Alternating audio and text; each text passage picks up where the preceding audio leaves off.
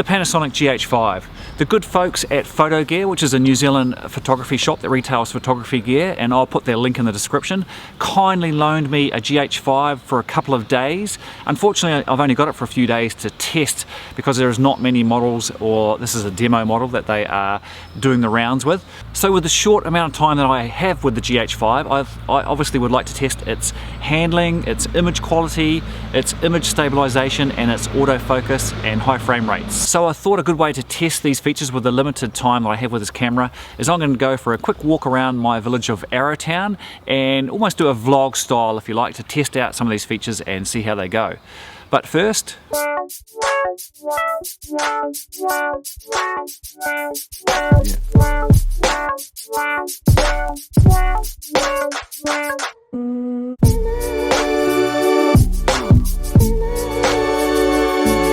so that's the morning coffee done, and I still look tired. However, another feature that the new Panasonic GH5 has is variable frame rate, which means you can undercrank it. So I'll show you by undercranking the camera to shooting at 2 frames a second what it feels like when I drink too much coffee.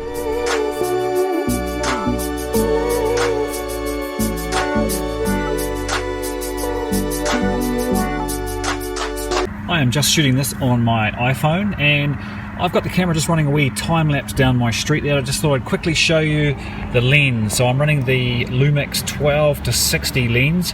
It's a fantastic lens. With the 2x crop factor of this camera, that essentially gives you a 35mm equivalent of 24-120, a really good run and gun lens. It's not constant aperture, it's an f2.8 to f4, but it's pretty good. And now to my time lapse.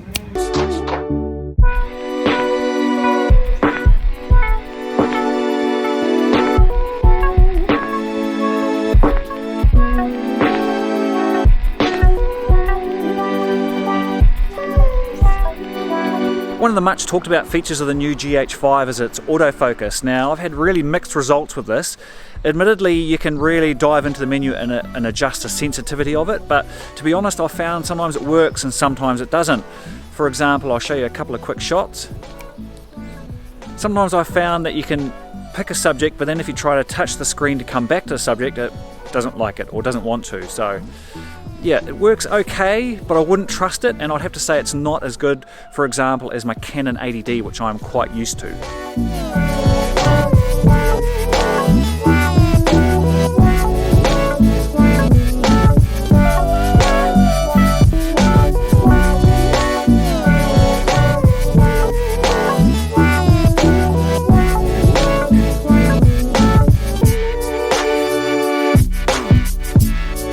Another of the new features talked about on the GH5 is its internal 4:2:2 recording. Now, I could only get this going for some reason in 4K, whether I think you have to get the firmware upgrade for the intra-frame recording to make it available in the other modes. So here are some 4:2:2 shots.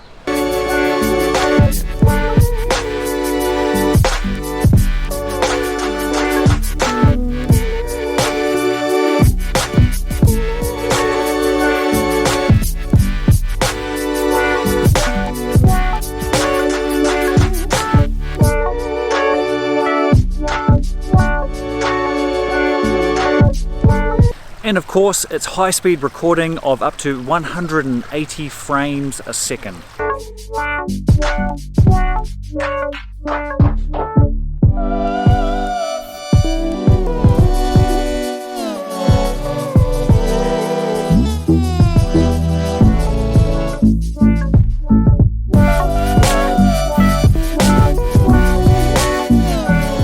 So here's a wrap up of the very short and enjoyable time I had with the Panasonic GH5. Just to put things into perspective, the last Panasonic video camera I owned was a Panasonic NV-S85, which was a Super VHS-C compact for its day camcorder, which I was shooting videos for a local heli ski operation here, where I'd go out with the heli skiers and I would shoot them, which were mainly Japanese, and produce a daily video which I would sell to them. An interesting side note is one day a Japanese gentleman came up to me and in his broken English explained to me that he was actually he worked for Panasonic, and he was the guy that developed the autofocus for that particular camera, which may have led to this one perhaps. I've said this before, and we live in very fortunate times, and we are spoilt for choice with the amount of video functionality that we are getting now in small and compact cameras. So to wrap things up, I thought I'd go through a few of the factors that I look for in a camera. First up is the handling. It is a small and compact size. It is probably 3/4 of the size of my Canon 80D, which I'm shooting on now, and I do quite like that. It fits, it is really nicely made, it has a weather sealed body, and it fits quite nicely in the hand. One thing I really love about the Panasonic GH5 is its flip out and tilting viewfinder. These are really nice to use. You can use them up high, down low, and I've kind of got used to them from my Canon 80D. I'm getting confused now with all the camera terminology. My Canon 80D and my Canon 70D. That was a long-winded way of saying I really like the tilting and flip out viewfinder. Another thing you've got to take into consideration when perhaps jumping ship to another brand is that I'm really comfortable with Canon and Sony menus, so it took me a while to kind of figure my way through and work my way through, and I'm still fumbling a little bit through the Panasonic menu. It's just a different system, and I guess it's one thing that can be solved with a bit of time with the camera. Another thing you have to consider when perhaps jumping to another brand, or for example if I was to look at buying the Panasonic, I'm mainly invested in Canon lenses, so therefore I err on the Canon side, because otherwise I have to buy all new glass for the Panasonic. This has all the things that you could want for shooting fantastic video. It has zebras, peaking, it has an optical viewfinder as well as the LCD monitor for shooting, and it also can shoot in high frame rates. The other thing that I haven't seen on a lot of these cameras or its competitors is it has a dual SD card slot. That's a good thing. And of course, image quality. There is no doubt that you can get some fantastic pictures out of this camera, and I have barely scratched the surface with it. If I was to get really picky with the camera, even though we are so spoiled for choice these days, the autofocus, Panasonic have been touting this as it's got its new autofocus system, and I found it sometimes it would work and sometimes it wouldn't. Sometimes I could pull focus, and then if I was using the touch screen to pull focus back again, it wouldn't. It would kind of stick. You can, however, get into the menu and adjust the sensitivity of the autofocus, and I guess that's just going to be a time thing, or time with the camera to find the settings that suit you best. To trust the autofocus, I completely trust the autofocus on my Canon 70D and 80D. I wouldn't on this just yet. Another feature I'd love to see on these cameras is built-in ND.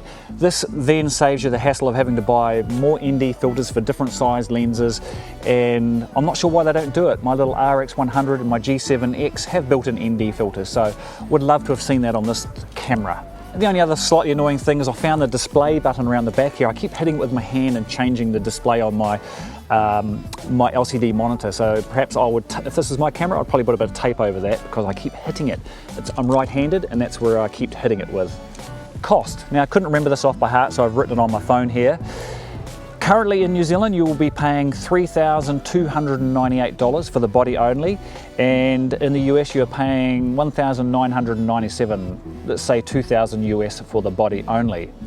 Its main competitor, I would say, is the Sony A7S Mark II, and its cost is currently in New Zealand $4,789 or US $2,698, so more expensive. As I said earlier, we live in fantastic times technology-wise, and the amount of features and functionality we're getting in these small form cameras for shooting video. You really are only limited now by your imagination, and you should never be using your camera or lack of camera features as an excuse. So final thoughts, I have to return this camera today to the good folks at Photo Gear. Am I sad to see this go? Yes, I am. See you in the next video.